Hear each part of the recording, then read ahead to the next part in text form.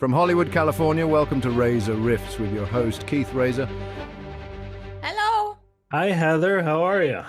Great. How are you? Doing good. Thank you so much for agreeing to do this. I've been trying to get you for a while, so it's an honor Oh, to actually nice. say, yeah, honor to meet you. But I see in the background is a poster of the I know. I decided uh, to, I'm representing. There we go. See if I move my chair in a way that I can show it off better. Okay, there we go. A lovely poster. Yeah, well, that's the only art I have in my office here. So, but you know what I've noticed? I've noticed like a lot of movie stars and stuff, they have posters of their movies. And like I've done a couple movies and I don't, maybe I just don't really care, but I don't collect any of my posters. You know what I mean? Like I'm just well, like, I don't know. Like I feel like since it's one of my only accomplishments in life, like one of my best accomplishments, it reminds me that I did something cool when I was 18 years old. So, yeah, no, oh. I like to look at it. Actually, I think the art of all the Nightmare on Elm Street posters is really beautiful, and they just don't make posters like that anymore with using like a real artist and with, his imagination. So it's special in a lot of ways. Yeah. I guess for me, I just don't want it because I'd be like, oh, I was in that piece of crap. You know what I mean? Like, I don't want to I but doubt that's true. oh That was a no, piece of crap. it's, So what movies did you do? Inform me. so I did one called Terrible People where I played a bank robber and I Oh, got fun. killed. Yeah, it was Oh no. Okay. it's pretty bad. And then I did another one called House of Karma where I got No. yeah, where I got killed. And That's fun. yeah, but you know what? You know what it is, Heather, is you're talking to the worst actor in the world. Like I'm just a stand-up comedian. I don't, Right, right. you know what I mean? I don't know. I think comedians have a special flair that we don't. Did I lose you? I think I lost you, Heather. Uh-oh.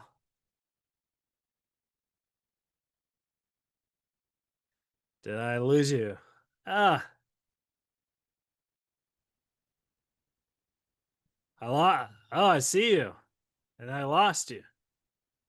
And that I don't know where you went. Oh, I see you again.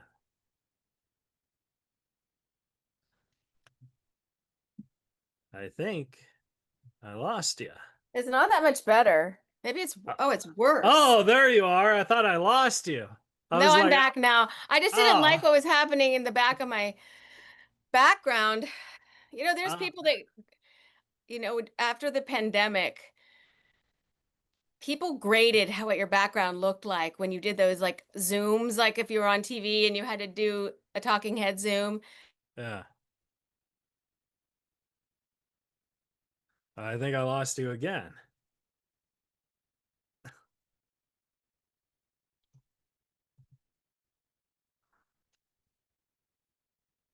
Are you there, Heather?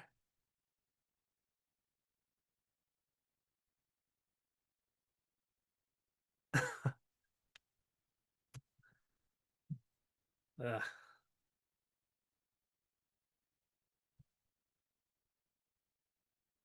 All right, folks, we're here uh trying to fix this. We lost Heather, but we will be back soon.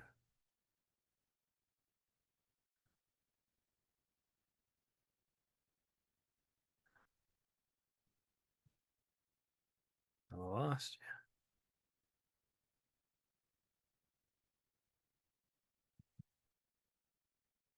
you. All right. Excellent. Well, the good news is it was not my internet, folks, because I'm still here with you.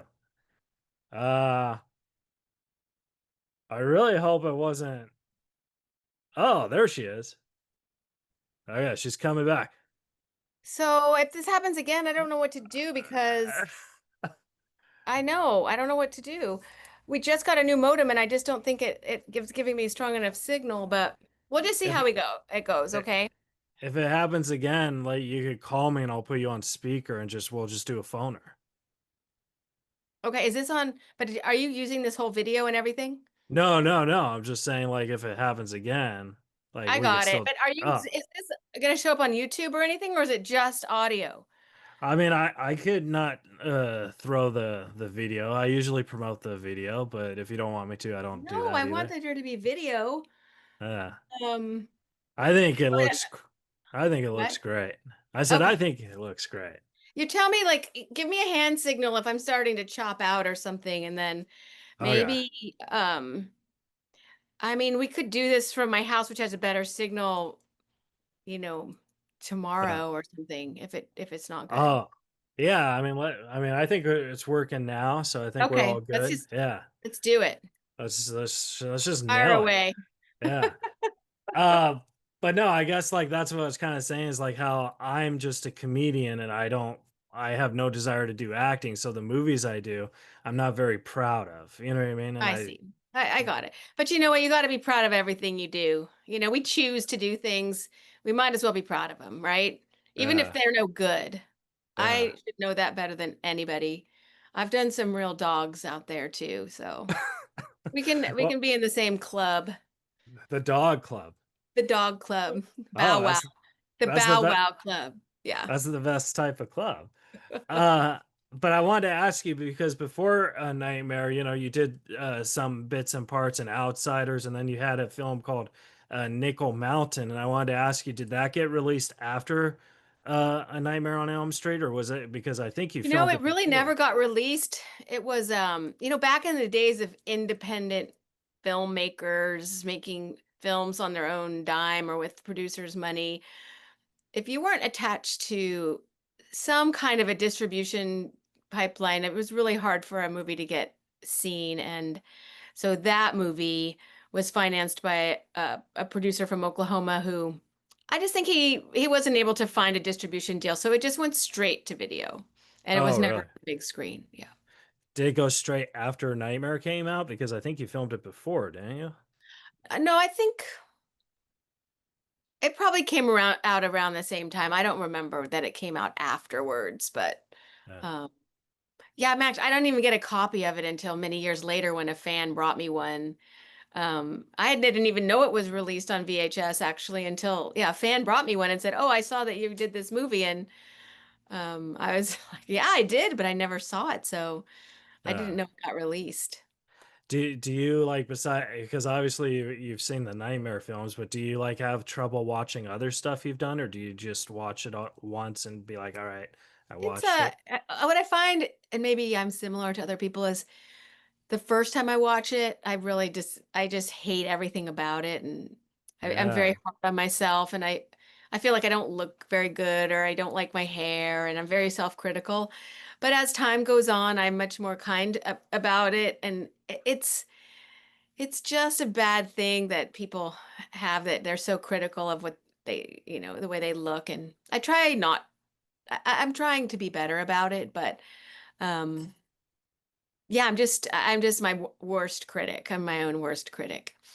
but don't you think everybody's their own worst critic though? Because and like I think in a way that's kind of healthy. You know what I mean? Because who's going to be meaner than yourself? You know what I mean? I think it is healthy because we want to, you know, achieve, you know, we want to have high standards and we want to do the best we can. But I do believe that people can be too hard on themselves and um, not appreciate what a great job they did and never give themselves like credit for actually working really hard and doing a good job. It doesn't seem to be very fashionable for people to just go, "Yeah, I did a really great job on that." You know, I mean, most people say, "Oh, I could have done better." I mean, it's just we're taught to be modest. You know, we're taught to be falsely modest, and I do think it can get in the way, but as opposed to falsely modest, there's also this other thing which I think is just hyper critical of yourself and Yeah.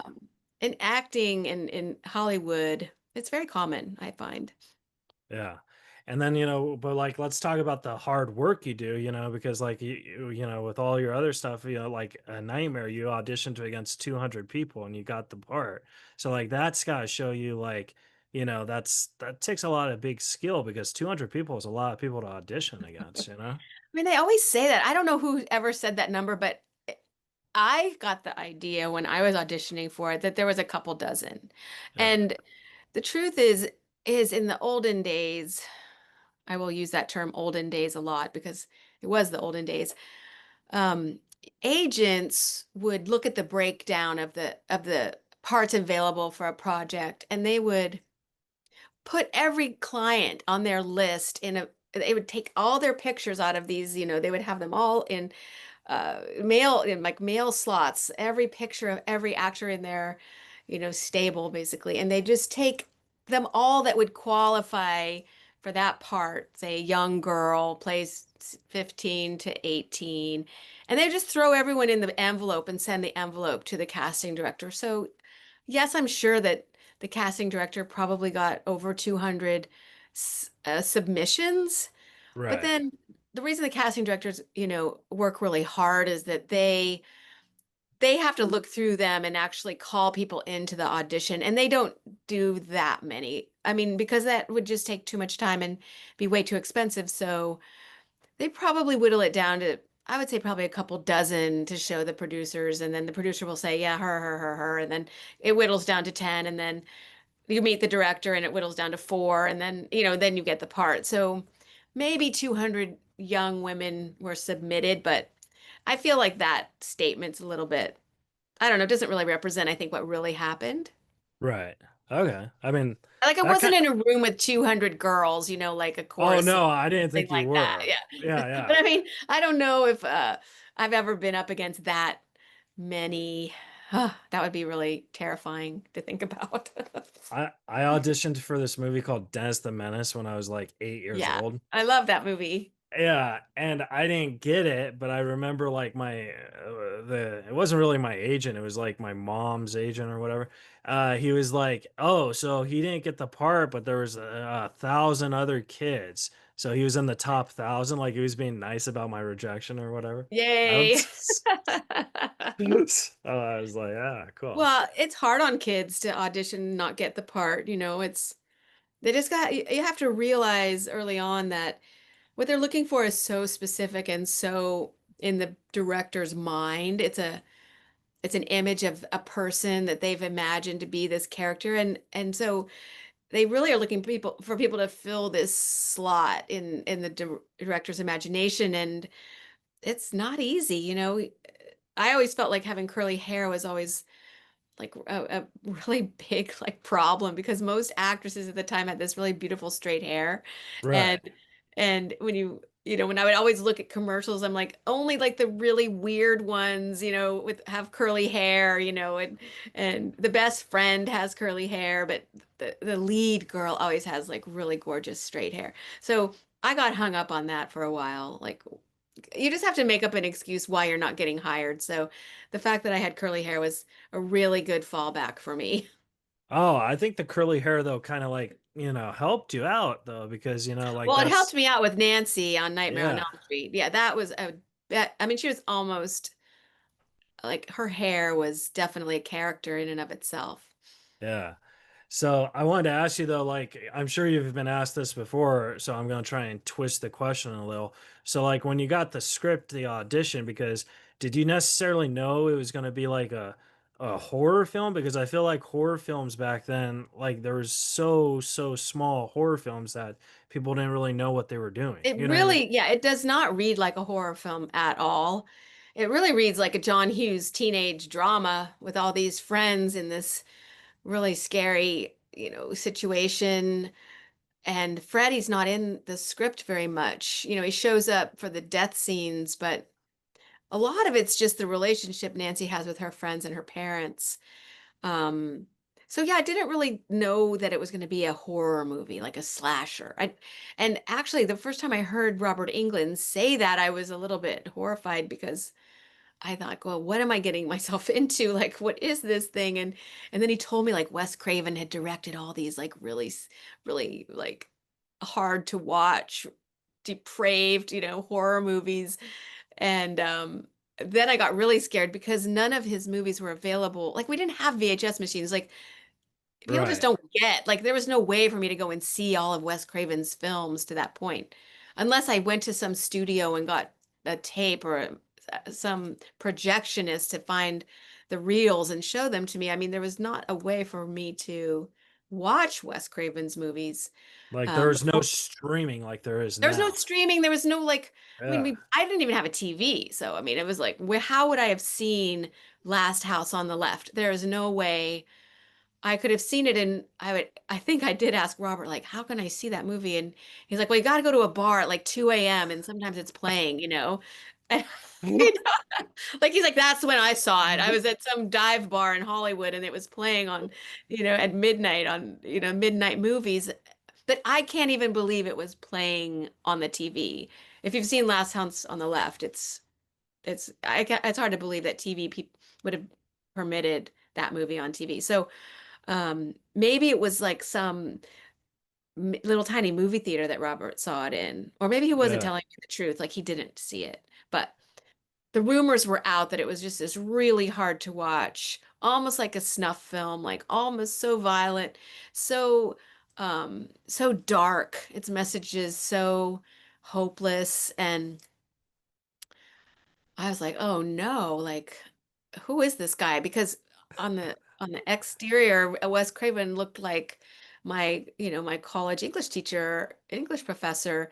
He wore a tie every day to work, and he was so modest and straight-laced, and I couldn't believe that he would have been responsible for this movie people described as Last House on the Left. And so I kind of put it in the back of my mind and just thought, oh, he probably just did that, with his Once. buddies, with his buddies. They were like having a good time, or they Yeah. just had a message that they wanted to deliver that was really dark. And so I got to know Wes without seeing any of his other movies. So that was kind of a joy. And then all of us just worked really hard to bring this really charming story to life. And in the middle of all this charm and these kids have these great relationships, and there's the divorced parents and the drama of that. Um, then once in a while Freddie would pop in and be terrifying, but then, then he would leave, and then we would have these other scenes that weren't quite so scary. They were more unusual and psychological, and all the time Nancy is being made to think that she's crazy. So in a way, it's her story of her mental, like her fortitude to try to get through this period of time in her own life. And yeah, I think we did a good job, making it a real movie on top of being a, quote, horror movie slasher. Right. And so like what you just said, like how old were you when you were filming this? Because like that's a really hard thing to objectify, when someone's going through that and putting it on screen like that. You know what I mean? Like that takes a lot of skill and stuff. Well, the story kind of told itself. I never felt like I had to make much up in terms of like background or um the story was all on the page. That's what's really great about a good writer, is that even the smallest details can give you some inkling about the past for this character. So, especially that great scene in the police station where my mom and dad are talking to each other, but it's obvious that they hate each other. So you Right. realize like Nancy's been through this really bad divorce, her parents have gotten divorced and she's kind of in the middle living with her mom, but her dad is very distant and very, kind of pissed off all the time. And so that gives you a lot as an actor to like just those relationships right there give you a lot to grab onto. Um, like there's like the everyone always thinks like, was Nancy a virgin? Like were she and Johnny, like what was, I mean, she and Glenn, like what was their Yeah. relationship? And you know, you just have to kind of look what's on the page, and you see, oh, well, Nancy says to him, um, we're here for Tina, not ourselves. I think that's just such a great line when he wants to like go to bed with Nancy at at Tina's house because they're all alone and there's no parents around. But she's like her antenna are up. She really feels like something's really wrong and really weird. Yeah. And so she says, no, not tonight, basically, not tonight, but not like never, or like, so to me I interpreted that as like they were kind of regular teenagers, but Nancy's heightened sense of like alarm prevents her from like sitting in the corner making out with Glenn. And so that's Yeah. another like instance where just one little line kind of gave me and and Wes, we would talk about it, just this idea of, why are the teenagers acting this way tonight? Right. And so every day, I mean, we would just go through line by line and I would think about it that way. Well, speaking of Glenn, is like Johnny Depp. This was his first film as well, and Yeah. like he kind of like he's a good looking guy. He's a good looking fella, and you're acting against him. Like, did you get like oh my god, this guy is adorable, or like how do you feel about that? By the time I had a boyfriend and he was involved with another with a woman as well. And so Yeah, we really felt like it wasn't meant to be. I mean, I didn't want to have like a torrid affair with my leading man. I always thought that that was kind of, I don't know, I just never felt like it was a very dignified way to, like conduct yourself on set. I mean, I always took my job really seriously and I thought, what yeah, other job in the world are people like, having affairs on the job, during the work hour? I know it's assumed to be like almost expected when you have uh you know two great looking people like on the set and they're young and the yeah, world yeah. their oyster, like why not? But for me it never was like that. And two, Wes was he was a very conservative person and I would have felt ashamed if I had just been kind of like a real typical loose woman. I really wanted to sh I just wanted to show him that I wasn't like a typical, 18-year-old. And I felt Yeah. like the way I acted on set was very important to that and so I just wanted to be as professional as I could. It kind of seemed like Johnny Depp had the exact same work ethic too, because he seems like when you watch the movie, like he's a great actor, but you could tell it's his first actor, and you kind of get a sense like maybe he's like in a band or something. You know what I mean? Yeah, Like he maybe. wants, Well, he like is he in a wants, band. I know. yeah, yeah, like he wants. But he's so, yeah, I mean, I think he's, watching it again just recently, we are really young and it's pretty clear like we're all on our first couple of jobs. We're not as steady and as experienced as other young actors were at the time. Both Yeah. of us had, I mean, I had only done a few projects and he had done none. And I can tell. I mean, I think you're right. You can kind of tell. But the way that Wes put it all together and the way that he set our scenes up together, he really set us up for success and never, I think, asked us to do things that were beyond us. We never both had to like break down and cry or, like those Yeah. are the things that are really challenging for a young actor sometimes or um yeah, I just felt like Wes set us up for success all the time. He had great blocking. The sets were so beautiful. The action was always very interesting. So I felt really lucky. And then like let's talk into the future because like it comes out, you're the star of this. And like maybe I'm wrong on this, but maybe like just by how it is in the day, is like you don't necessarily know if it's a hit yet until people start telling you, oh hey, you're in that movie, because there's no internet or whatever, so you don't know how much it's actually making unless you watch the news or something. You know what I mean? Well, they had Hollywood Reporter, which is the best way to find out how your movie was doing. And my roommate at the time, the movie came out, I guess, probably on a Thursday. And I had never been in a movie before, so I didn't know that you could go and find out how well the movie did. So she's like, Heather, we have to go down and buy a Hollywood Reporter, like the next Thursday, which would have been a week Yeah. after it opened. And I was like, oh gosh, I mean, okay. And so we walked to the corner store and got a copy, and it was uh, at the centerfold of the Hollywood Reporter, it said, Nightmare on Elm Street made $4 million, which today, gosh, I mean, that would have been like a really bad opening probably for a movie. But back then, that was But back considered then it's a lot. a Yeah. really good, maybe it was like 2 weeks of, I think it might have been 2 or 3 weeks. It wasn't just the 1 week.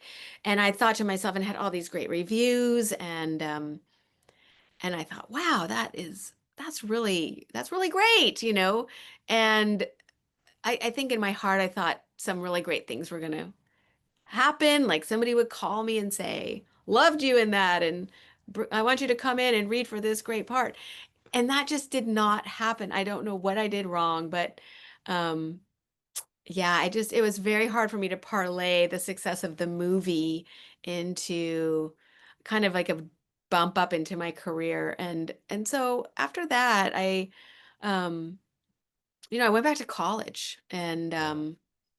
just decided, well, I better get my English major after all, and so I did go back to college and work on it. And um, yeah, it was a very interesting period. And even, I was with a really great agent, and I was, had lots of really great auditions at that time.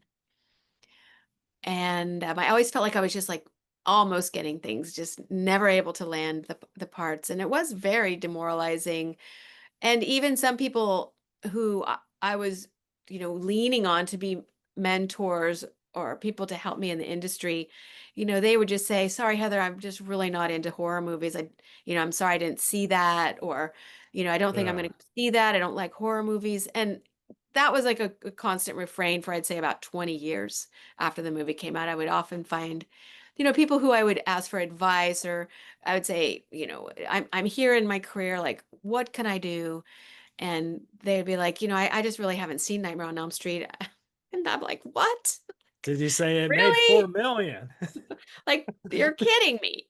And yeah, that was just like, I would get so disgusted with people. But then I don't blame them, because I don't want to go force people to go see a horror movie that they don't want to see.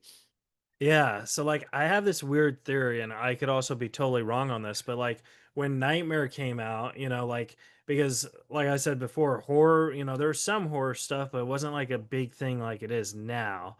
Right. And it's funny how the tables have turned because now everyone loves horror, right? But I think like back then it was like teen comedies or coming to age. So I think you were competing with That that. was everywhere. Yes, that was the genre of the day, were teen movies, comedies, coming of age, yeah, trials of teenagers, friendships, rites of passage, all of those kinds of stories. Yeah. So I mean, in a way, you gotta be like, okay, it kind of sucks because I didn't get all that other stuff, but like, Nightmare is such like a legend. Sorry. Nightmare is such a legacy film that like, now you could go to Comic Cons and stuff, and like people will probably come up to you and say, "Hey, this film like it really did change my life." And like that's just got to be like the greatest feeling in the world too, where I think that It's a kind of great feeling. beats, yeah, that kind of It beats the, is. yeah. Well, the fan base now has just taken over, and they're the biggest fan base in the world, except for K-pop, and Taylor Swift. But, Uh, just like the whole evolution of being a fan, I think I've really watched that develop maybe 25, 30 years ago. There weren't that many opportunities to meet fans 30 years ago, but there were a few. And mainly there were a lot of kind of younger men, kind of, up to the age of, say, 25 or so. And I would see a lot of guys like that coming to these conventions. And then it slowly started to change. Like, slowly there were more girls. Slowly there were like grandparents. Slowly there were babies. Like, now, entire families come, to talk about horror movies with other people who love horror. So fandom in and of itself has changed yeah. so much. And now it's actually like a really legitimate pursuit to be a fan. Whereas in the beginning, I remember people was like, the guys would go, I'm just a fanboy, and I'm not, I know I'm weird, but I'm a total fanboy. And it was kind of a slightly derogatory, not derogatory, but like it was just, not they were insulting themselves, but they were just saying like they weren't that, you know, uh, it's actually hard for me to explain, but they would say the word fanboy and they would almost be apologizing for it. Yeah. And then that's totally changed now. Now, like, I find in the fandom world, trying to one up each other, like who can be the better, more devoted, most like cosplaying, lines spewing, like know the whole movie by heart, like know all the trivia, know everything that happened the set. Behind the scenes, everything about Robert Englund.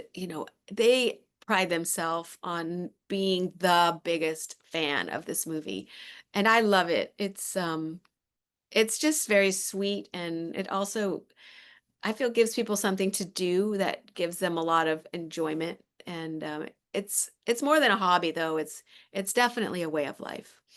Oh, for sure. And I think like, when people meet celebrities, like they overfan because they think, "Oh my God, I'm meeting a celebrity. This is only going to happen maybe once or twice in my lifetime." You know what I mean? So it gets that anxiety like, "Oh my God, you're my hero," stuff like that. Where do you know what I'm saying? Like Oh yeah. it's a very special moment, and I think the celebrity is all they kind of know that. They're like, "Hey, I like every celebrity I've ever met, I will say 99% of them, because Heather, I'm a celebrity myself. They've all been very nice to me. You know what I mean? So like it's kind of like that where I don't feel you hear these horror stories that they're mean, but I don't think that's true.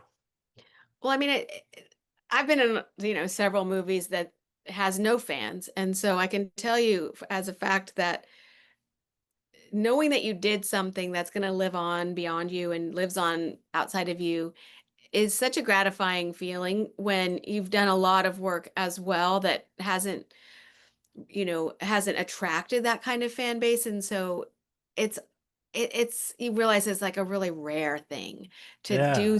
something and do it at a time when people, it's just the right time for people to love it. And maybe Nightmare on Elm Street could have come out 10 years earlier and nobody would have watched it. You never know why something is popular at the time that it becomes popular. And I think most fans, they really enjoy those meetings with the celebrities because they want something more than the experience that they've already had with the film. So they've already had this really awesome experience being scared or feeling afraid or worrying about Nancy or being inspired by Nancy, whatever their feelings were when they watched the movie. When they have a chance to meet Robert Englund or they have a chance to meet me, it gives them a chance to kind of like really intensify that feeling that they had watching the movie, and they can describe it to us. They can tell us how important it was to them to feel those feelings, and it definitely validates for them the fact that they've put in so much time and effort, like being a fan of this movie. Having a Yeah. chance at last to meet Robert Englund and get his autograph. That kind of is the final, like, it's the cherry on top of this really wonderful ice cream sundae that they've built their whole lives. Speaking of autographs, have you ever like fangirled out to someone? Like, Yes, I yeah. have. How is that? When I was working on Just the 10 of Us, which is a series, a TV series I did for ABC. John Hurt, the actor that was, he's one of my favorite actors. Um, John Hurt? um, William Hurt, sorry. Oh, William Hurt. William Hurt. Yeah, I William know Hurt. William Hurt. All right. I'm saying Like, John. I'm thinking of, yeah, William Hurt was working on a stage next door. And so Joanne Willette and we both loved William Hurt. And I said, let's write him a fan letter and let's see if he'll come over to our set and make a visit, because we weren't really allowed to leave. And we could have left, but we were really busy that day, I guess. And so we wrote this really long fan letter about how much we loved him. And then lo and behold, he sent us back a note saying, I'm so, so nice to meet you. Uh, and I'm glad to hear, you loved my movies. And I just want to let you know that I can't leave the set today. I'm too busy, but um, you know, I think he just said, congratulations on your show. And I hope, continue to do well in this industry. Something kind of basic, but it was in his handwriting and it was on this little sheet of paper. And so Joanne Willette and I immediately were like, well, who gets to keep the note? Oh my God. And You guys paper, rock, scissor it? no, we didn't do that. What we did is we drew this line, totally cutting it in perfect halves around each word, and then we cut it, and she kept half and I kept half, and so it's kind of like our moment in fandom. But I have a lot of there's a lot of actors that, of course, if I saw them, I'm totally starstruck. Ask my husband. He'll be working with somebody, and if I go with him to work and have a chance to meet, Eddie Murphy, or I don't know, there's all sorts of actors. Steve Carell. Like, I always just get so tongue-tied and nervous and blush and I sweat, and I know exactly how it feels to be, a fan. So, like, let's talk about your husband for a second because he does special effects and makeup, and you kind Yeah. of helped him on that on Dawn of the Dead, which I think is one of the best Oh, horror wow. zombie movies Thank of all you. time. You know?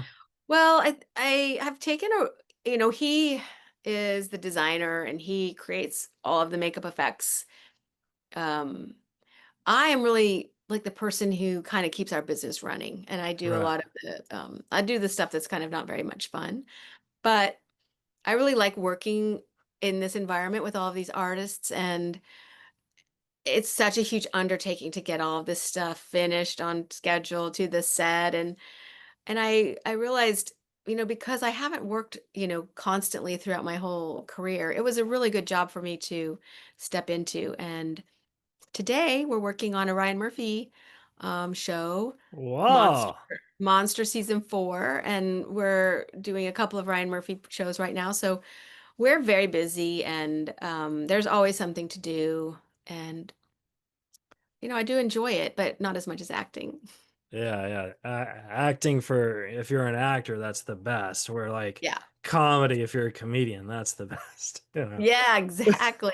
I mean, yeah, you know what your heart really wants to do, and you got to always keep that in mind, even when you are taking other jobs, because we have to live, we have to eat, but always keep, don't give up on that feeling of, what you really love to do. I think it's important for everybody to always keep those hopes alive if, in whatever way you can exercise that little flame in your heart. You just have to try to do that. Yeah. I had one more question about Dawn of the Dead about the zombie making process because that I feel that movie kind of has started like just the style of how zombies are fast and Hmm. bloody and stuff. And I feel like a lot of people don't realize that. You know what I mean? Well, there was 28 Days Later and Dawn of the Dead. They both came out in the same year, and or maybe just a little bit of apart. And I remember Zack Snyder, when my husband met with him on the very, very first day. Zach's like, these zombies have to be fast, and they have to be real. Like, they can't be like, looking, um, they need to look dead and they need to look fast. And so with those couple of words, what my husband does is he goes basically, and to the drawing table and draws a lot of ideas. And we did some makeup tests here at our studio on some extras came over, and we just started these concepts of creating these zombies and showing them to the director. And they were like, yeah, that's exactly what we're looking for. So we actually went to Canada and hired like their best makeup effects artists up there, Oh, cool.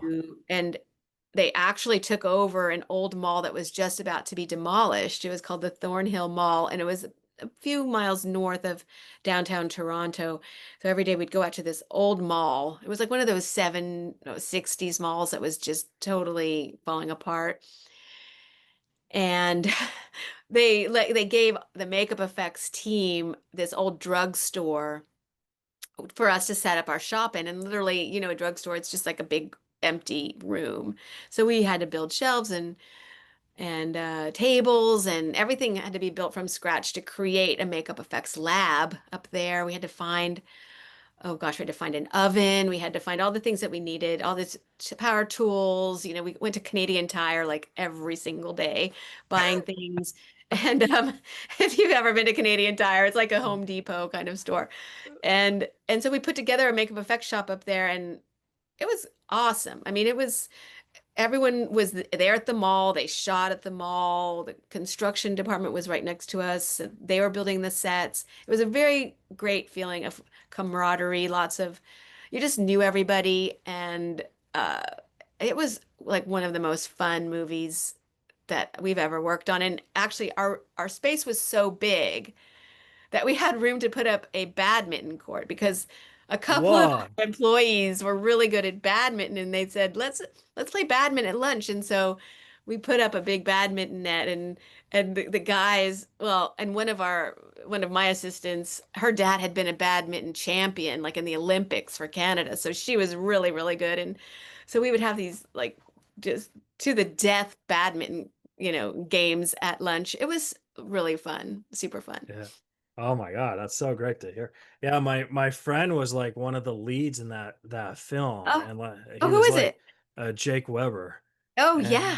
and Fantastic. he was like the hero of that whole movie, and I was always surprised how like that movie didn't really make him a megastar because he was so great in it, you know? I know it's another situation where these horror movies back then, and same with Sarah Polley. I mean, oh my gosh, she was so good in that Yeah, movie. And I mean, they already had really good careers, but it just doesn't seem to like launch you much higher than you already are. You know what I mean?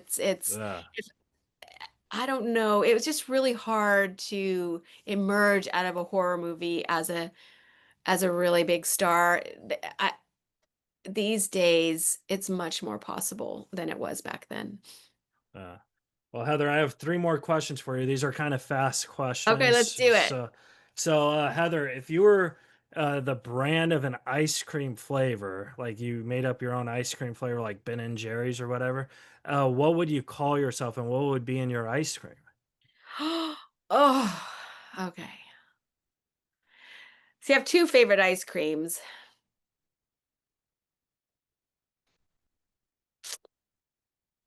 How about cherry mint magic? Oh, Cherry Mint Magic. All right. Yeah, that's my name because I love cherry ice cream. I love mint.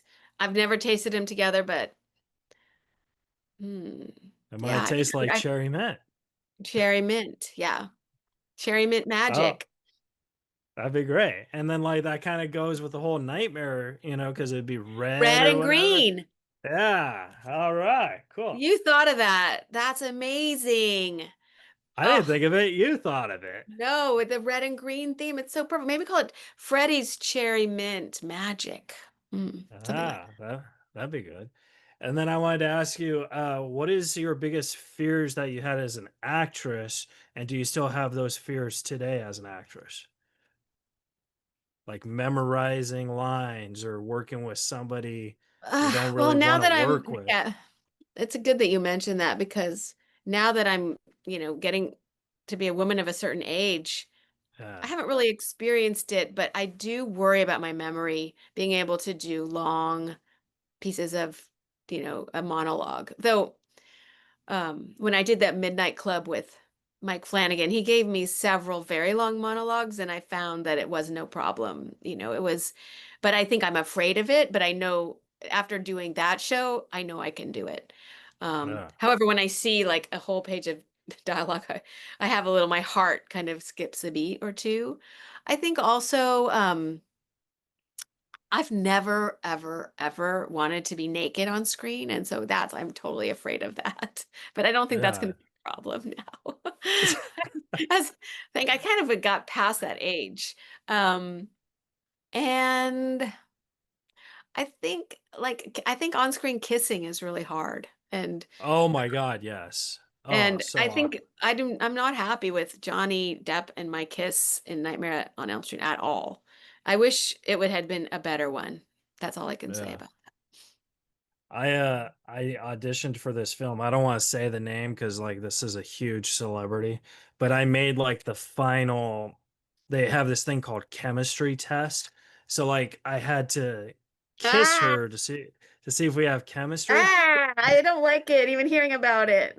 Yeah, and I didn't get the part, and in my head, I'm always thinking, "Oh my god, maybe I'm a terrible kisser." You know what I mean? Isn't I it? don't Oh, I know. know, but don't you feel so scared? I just get makes me. Gross. Like it's like, yeah, it's kind of I don't know. It's an interesting part of being an actor that I've never really been able to conquer the sense that there's something wrong about it. Like not wrong, but just I don't know. I think that is why actors who have to kiss on screen do fall in love so that it feels more honest and rather right. than like this other thing. So that's, you know, it's kind of a way that your psyche must deal with having to be that intimate with another person that you don't really know very well.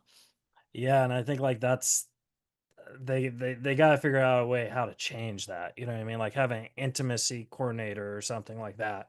To walk Well, you yeah, through that's what they do steps. now is they do have an intimacy coordinator who tries to make everything so like robotic in a way that it takes a lot of the unknown unknown quantities out of it. But I've been, having worked for, Ryan Murphy Productions for a really long time is I really admire how free and how open so many actors and actresses are about their bodies and sex on screen and I have always kind of envied that they have that, but I just wasn't born with that.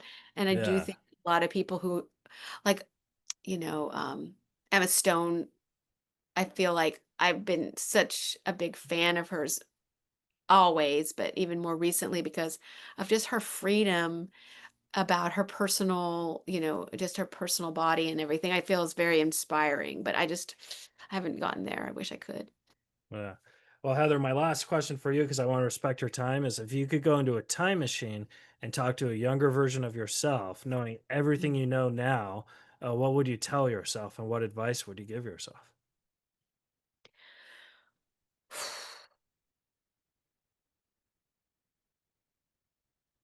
That is so hard. I have two answers. One Okay. is go to law school. Uh, And that's a good one. the second one is, um,